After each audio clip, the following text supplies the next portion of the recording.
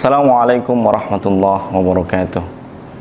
Alhamdulillah wal aqibatu lil muttaqin wala udwana illa 'alal zalimin. Asyhadu an la ilaha illallah wahdahu la syarikalah wa asyhadu anna Muhammadan abduhu wa rasuluh la nabiyya wa la rasula ba'da. Allahumma shalli wa sallim wa barik ala Muhammad wa ala alihi wa ashabihi ajma'in, amma ba'd. Pemirsa kajianmu yang semoga dirahmati Allah Subhanahu wa taala. Alhamdulillah, Allah masih memberikan kita kesempatan, nikmat yang luar biasa, yaitu nikmat keimanan dan nikmat kesehatan, sehingga kita masih bisa memaksimalkan tugas kita sebagai hamba Allah di muka bumi untuk persiapan diri kita menghadapnya kelak dengan diberikan husnul khotimah. Karena Nabi bersabda, innamal a'malu bi khawatimiha, sesungguhnya amal itu tergantung dengan akhirnya nanti. Pemirsa kajianmu yang semoga dirahmati Allah Subhanahu wa taala. Bulan Ramadan adalah salah satu manfaatnya adalah bulan refleksi atau bulan muhasabah. Dan muhasabah yang harus kita lakukan di bulan ini adalah bagaimana kita memaknai hidup di dalam keluarga, bagaimana kita yang diberikan amanah oleh Allah berupa anak keturunan harus dijaga dengan sebaik-baiknya. Hendaknya Quran Surah At-Tahrim ayat 60, ayat 6 itu menjadikan kita berpikir serius dan ada kegelisahan di dalam hati kita memikirkan ayat ini. Sebagaimana Ki Haji Ahmad Dahlan gelisah ketika memikirkan surah Al-Ma'un. Allah berfirman, ya ayyuhalladzina amanu qu anfusakum wa ahlikum nar. At-Tahrim ayat 6 ini berbicara, mengajak kita, khitab kita sebagai orang tua untuk bertanggung jawab menjaga keluarga dari siksa panas api neraka. Tugas ini tidak main-main. Tugas ini berat, apalagi di zaman sekarang kecanggihan teknologi sudah mampu mengalahkan daya tarik orang tua. Coba kita tanya anak-anak kita, lebih suka mana, megang HP atau berinteraksi dengan ibunya? Lebih senang mana anak-anak bermain dengan bapaknya atau bermain dengan handphonenya? Hari ini anak-anak kita memiliki public figure yang bukan lagi orang tuanya, tetapi alat-alat yang ada di tangannya. Maka perintah ini kepada orang tua untuk menjaga anak-anak dari api neraka bukanlah pekerjaan yang ringan, tetapi pekerjaan yang harus kita pikirkan bersama. Apalagi seorang ayah yang ditugaskan oleh Allah Subhanahu wa taala sebagai qawamun, sebagai pemimpin dalam keluarga, dan ibu sebagai madrasatul ula, bagaimana menjadi pendidik yang pertama bagi anak-anaknya. Kerjasama antara ibu, kerjasama antara ayah dengan ibu harus dibangun. Ibarat sebuah institusi sekolah, maka ayah adalah kepala sekolahnya, ibu adalah gurunya. Maka ayah harus membuat konsep kurikulum bagaimana mendidik anak-anaknya agar selamat dari panasnya api neraka, yaitu menjadi anak-anak yang beradab, menjadi anak-anak yang soleh, solehah, menjadi anak-anak yang berakhlak. Bapaknya mengkonsep kurikulumnya berdasarkan Al-Quran dan Sunnah, ibunya mengajarkan anaknya atau mengajari anaknya berdasarkan kurikulum itu. Maka kerjasama ini harus dibangun. Sehingga kemudian Allah berfirman di dalam Quran Surah An-Nisa ayat 9, yang dimana Allah mengingatkan kita, wal yakhshal ladzina law taraku min khalfihim dzurriyyatan di'afa khafu alaihim falyattaqullah wal yaqulu qawlan sadida. Hendaklah kita ini takut meninggalkan di belakang kita setelah kematian kita sebuah generasi yang lemah. Hendaklah kita khawatir dengan generasi itu. Maka tantangan kita hari ini tidak ringan, apalagi kita hari ini mengalami ujian oleh Allah Subhanahu wa taala dengan adanya pandemi COVID-19 yang sudah hampir 2 tahun. Dan itu memberikan dampak yang besar kepada anak-anak kita hari ini yang belajar di rumah. Pendidikan karakter yang digalang di sekolah menjadi tidak ada ketika interaksi tidak terjadi. Pandemi menjadikan anak-anak kita berubah gaya hidupnya yang dulunya lebih banyak berinteraksi dengan guru, dengan siswa, hari ini mereka sehari-hari diwajibkan memegang gadget mereka. Dan gadget ini adalah dua sisi mata uang yang jika tidak hati-hati akan membunuh anak-anak kita. Jika tidak bijaksana menggunakan handphone, anak-anak kita akan terjerumus kepada perbuatan nista. Dan tugas ini semakin berat ketika orang tua sibuk dengan pekerjaannya, ketika orang tua sibuk dengan aktivitasnya. Jamaah kajianmu yang semoga dirahmati Allah Subhanahu wa taala. Amanah yang besar ini bagaimana kita menjaganya?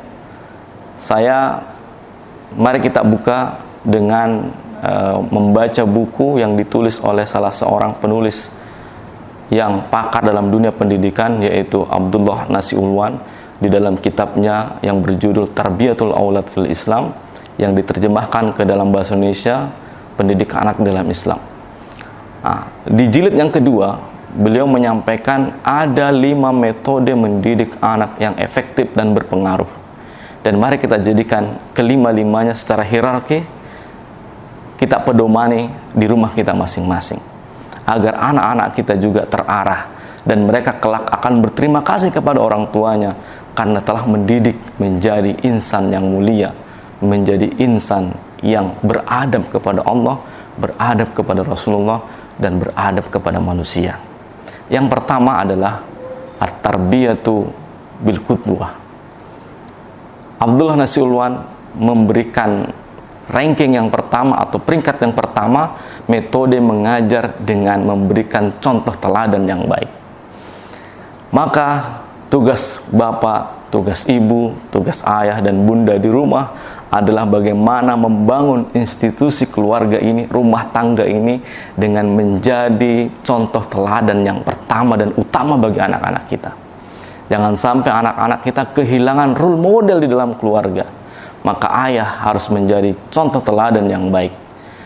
Ibu harus menjadi contoh teladan yang baik bagaimana dengan anak-anaknya. Interaksi ayah dan bunda akan dilihat oleh anak-anak kita. Maka mari kita tanamkan yang pertama dan yang utama adalah kita yang menjadi contoh teladan itu. Kita yang harus melakukan. Jika kita ingin melihat anak-anak kita bangun di waktu subuh, maka yang pertama kali harus bangun adalah ayahnya dan ibunya. Jika kita ingin melihat anak-anak kita cinta dengan ilmu, cinta dengan membaca sebagai spirit daripada firman Allah surah Al-Alaq, Iqra, maka orang tua, ayah harus menjadi pembaca yang baik, ibu harus menjadi pembaca yang baik, rumah harus desain memiliki buku-buku yang baik. Jika anak-anak kita ingin berbicara sopan, pandai berterima kasih, maka ayah harus berkomunikasi dengan baik. Ayah harus pandai berterima kasih kepada istrinya, kepada anak-anaknya. Yang kedua adalah at-tarbiyatu bil adah, yaitu metode mendidik dengan membiasakan atau pembiasaan. Setelah anak diberikan contoh teladan yang baik seperti yang kita inginkan orang tua, maka yang kedua harus dibiasakan. Anak-anak tidak hanya bisa melihat contoh, tetapi anak-anak kemudian harus digiring dan dibiasakan untuk mengikuti contoh tersebut. Ketika ayah sudah mampu bangun subuh dengan baik, tepat waktu, maka anak-anak harus dibiasakan bangun sholat subuh berjamaah. Ketika orang tua sudah mencontohkan bagaimana cara meminta yang baik, cara menyuruh yang baik, cara berbicara yang baik, maka anak-anak harus dibiasakan bagaimana mereka ketika menyuruh orang tuanya atau meminta tolong, jangan pernah abaikan kata-kata wahai ayah, wahai bunda, tolong ambilkan itu, tolong ambilkan itu. Ketika setelah diambilkan, maka anak-anak diajari, dibiasakan untuk mengucapkan terima kasih atas pemberiannya, terima kasih atas bantuannya. Anak-anak kemudian juga dibiasakan untuk sering memberi maaf dan meminta maaf. Seperti yang orang tua contohkan, ketika ayah bersalah, ayah meminta maaf kepada istri, kepada pasangan, atau kepada anak-anaknya. Maka anak-anak ketika melakukan kesalahan, biasakan mereka meminta maaf. Dan biasakan juga mereka untuk memberi maaf, memiliki hati yang luas dan lapang untuk memaafkan. Ketika terjadi konflik antara saudara, anak, adik dengan kakak, maka biasakan dia untuk meminta maaf satu dengan yang lain. Pembiasaan ini penting. Begitu pula adab-adab yang lain, sunnah-sunnah yang lain. Biasakan anak makan sebelum makan berdoa. Biasakan anak setelah makan berdoa. Sebelum tidur berdoa. Makan dengan duduk, minum dengan duduk, masuk ke kamar mandi, buang hajat dengan kaki kiri, berdoa, keluar dengan berdoa. Ini tidak bisa dilakukan oleh sekolah. Ini hanya bisa efektif dilakukan di rumah-rumah tangga kita. Karena itulah adalah madrasah yang pertama dan utama bagi anak-anak kita. Metode yang ketiga setelah at-tarbiyatu bil qudwah, at-tarbiyatu bil adah, yang ketiga adalah at-tarbiyatu bin nasihah, yaitu pendidikan dengan nasihat yang baik. Banyak kisah-kisah di dalam Al-Quran, banyak kisah-kisah inspiratif yang bisa kita ceritakan kepada anak-anak kita sebagai nasihat yang baik. Bagaimana Luqmanul Hakim bercerita kepada anak-anaknya tentang hikmah kehidupan ini. Maka jangan pernah lepas kita cari momen yang tepat untuk bercerita kepada anak-anak kita. Menjelang tidur, hadirlah wahai ayah di samping anak-anak kita untuk bercerita 1-2 kisah yang inspiratif, menceritakan bagaimana perjalanan Nabi kita Muhammad SAW, para sahabat, anak-anak muda yang berjuang di belakang Rasulullah. Jangan sampai anak-anak kita hari ini lebih mengenal Korea, pop Korea, lebih mengenal artis-artis Korea, artis-artis Jepang, artis-artis tanah air, daripada mengenal pribadi akhlak dari contoh teladan kita, yaitu Rasulullah SAW. Karena ini kalau tidak diwariskan, tidak diajarkan, siapa lagi akan mengajarkan? Karena kecintaan kita kepada Rasulullah tidak mungkin akan muncul, kecintaan kita kepada Nabi dan para sahabat tidak akan mungkin keluar dari diri kita kalau kita tidak mengenal sosok beliau. Karena tak cinta, tak kenal maka tak sayang. Maka kenalan itu menjadi penting, dan orang tua tugasnya adalah memberikan nasihat yang baik, memperkenalkan kehidupan para nabi, kehidupan sahabat, dan orang-orang soleh, sehingga ini menjadi spirit perjuangan anak-anak kita. Insya Allah ketika anak-anak kita sudah menjadikan Nabi sebagai idola, kita nggak usah khawatir dengan pergaulan anak-anak kita di luar. Pemirsa kajianmu yang semoga dirahmati Allah Subhanahu wa Ta'ala. Tadi yang ketiga, sekarang yang keempat adalah pendidikan dengan pengawasan. Anak-anak ini harus diawasi media sosialnya. Ibu-ibu, bapak-bapak, jangan sampai nggak tahu akun Facebook anak kita, nggak tahu akun Instagramnya, TikToknya kalau ada. Awasi bagaimana mereka berinteraksi di media sosial, bagaimana mereka mengupload apa yang mereka upload di media sosial. Jangan sampai orang tua cuek bebek, tidak tahu dengan itu, karena merasa dirinya saya nggak gaptek dengan teknologi, sehingga biarlah anak-anak bermain media sosial. Pada media sosial ini adalah tempat yang seperti hutan rimba. Dunia ini dalam genggam media sosial, dan dia seperti hutan rimba. Kalau tidak ada senjata yang kita bekali, maka bisa jadi anak-anak kita adalah korbannya. Dan sudah banyak penelitian bagaimana anak-anak menjadi korban di media sosial. Kita juga harus mengawasi siapa teman pergaulan anak kita, dengan siapa dia berteman, dengan siapa dia akrab. Yang tidak kalah penting adalah bagaimana kita mengawasi gadget anak-anak kita. Jangan sampai kita belikan gadget dan itu yang membunuh anak kita, tapi kita tidak pernah mengawasi apa isinya, bagaimana percakapan WA mereka, apa yang tersimpan di drive-drive mereka, apa yang tersimpan di folder-folder mereka. Orang tua harus mengawasi itu, tidak boleh lepas tangan, karena kita tidak tahu apa yang mereka dapatkan. Karena hari ini kemaksiatan, pornografi datang itu memasuki ruang-ruang privat kita. Orang bangun itu sudah mendapatkan jutaan informasi, dan itu masuk dengan sukarela. Bahkan kita ketika belajar buka sebuah web, yang muncul adalah iklan-iklan pornografi, yang muncul adalah gambar-gambar yang akan memancing syahwat anak-anak kita. Sementara anak-anak kita adalah remaja-remaja, puncak-puncaknya pergolakan batin dan syahwat. Maka ini memang masa yang sangat sulit untuk kita orang tua di masa teknologi yang semakin berkembang saat ini. Dan ayah bunda, pemirsa kajianmu yang semoga dirahmati Allah Subhanahu wa Ta'ala, yang kelima atau yang terakhir, adalah at-tarbiyatu bil iqobah. Ketika contoh teladan sudah diberikan, pembiasaan sudah dilakukan, nasihat sudah diberikan, kontrol pengawasan sudah dilakukan, maka yang terakhir adalah dengan memberikan hukuman. Hukuman adalah pilihan terakhir. Hukuman itu ibarat garam. Masakan itu dia tidak enak, tidak sedap kalau tidak ada garamnya. Tapi kalau berlebihan, maka dia akan menghancurkan rasa itu. Maka garam itu sedikit saja, tapi dia memberikan warna. Hukuman itu sedikit saja, tapi dia memberikan pengaruh yang besar kepada anak-anak kita. Hukuman tidak identik dengan memukul, meskipun memukul itu diperbolehkan, asalkan dengan ketentuan yang berlaku. Pukullah di tempat-tempat yang tidak menyakitkan, pukullah di tempat-tempat yang tidak berbahaya. Yang kedua, menggunakan alat yang tidak menyakitkan. Dan ingat, yang ketiga, memukul itu bukan menyakiti, memukul itu karena cinta, memukul itu karena mendidik. Maka proses pendidikan dengan memukul, menghukum itu harus ditegakkan. Menghukum juga bisa bermakna mengurangi uang jajan, mengurangi kesenangan, mengurangi waktu memegang gadget, mengurangi waktu menonton. Jika sehari anak-anak kita menonton 1 jam, 2 jam, maka ketika mereka melanggar, kita berikan sanksi dengan mengurangi jatah menonton mereka. Kita mengurangi jatah mereka bermain handphone dan gadget. Jadi menghukum tidak semata-mata dengan memukul, tapi banyak proses-proses yang bisa kita lalui. Itu tergantung kebijaksanaan kita masing-masing.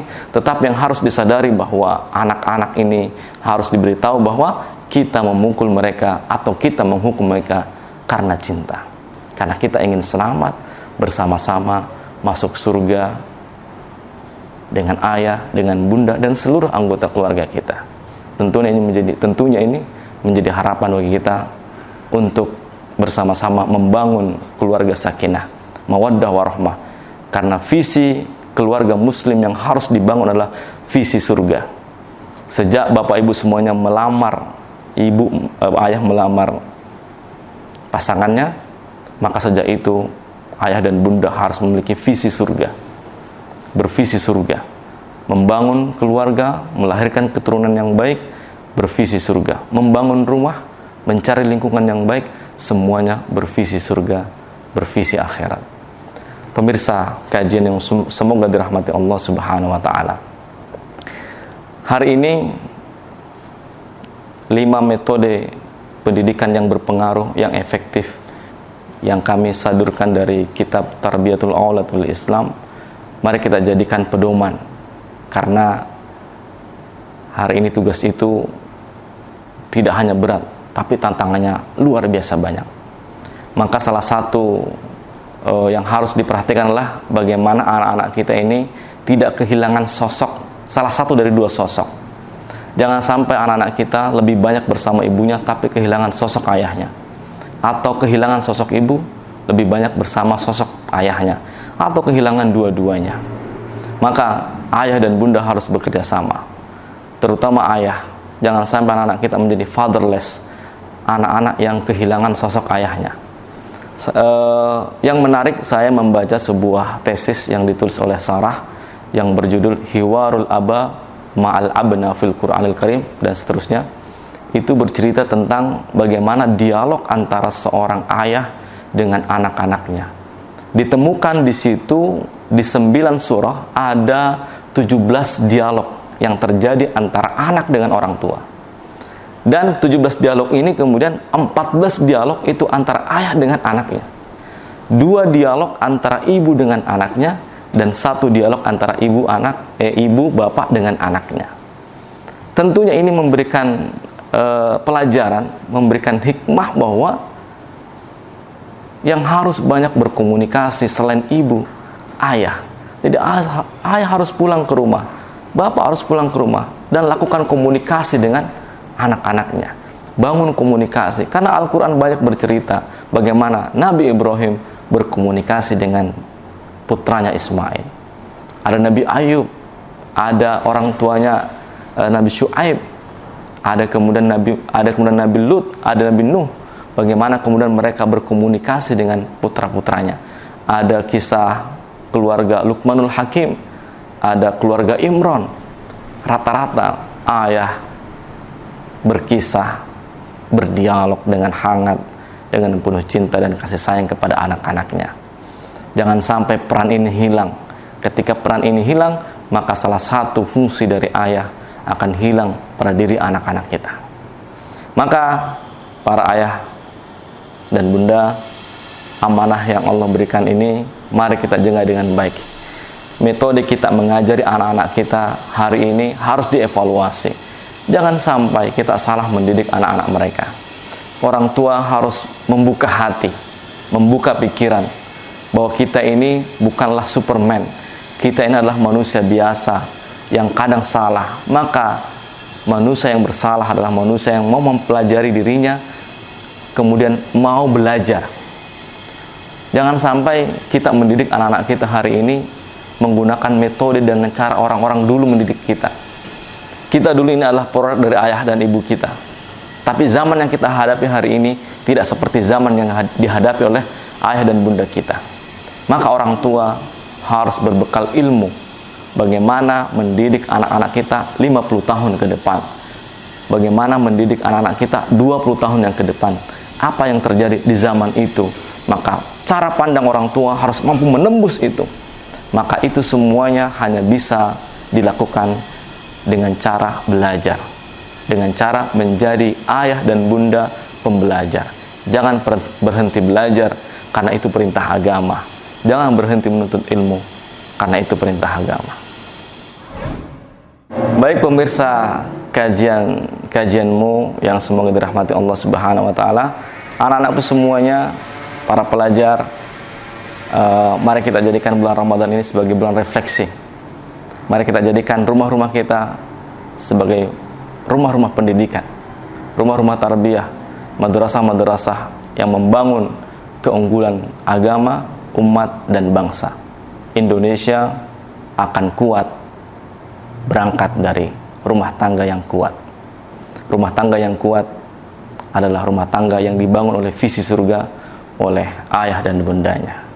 Semoga pandemi ini segera berakhir dan kita bisa berinteraksi seperti biasa di dalam kasih sayang dan kecintaan. Ada salah dan kurangnya, saya mohon maaf sebesar-besarnya. Semoga bermanfaat bagi saya pribadi dan bagi kita semuanya. Saya akhiri, nasrun minallah wa fathun qarib. Assalamualaikum warahmatullahi wabarakatuh.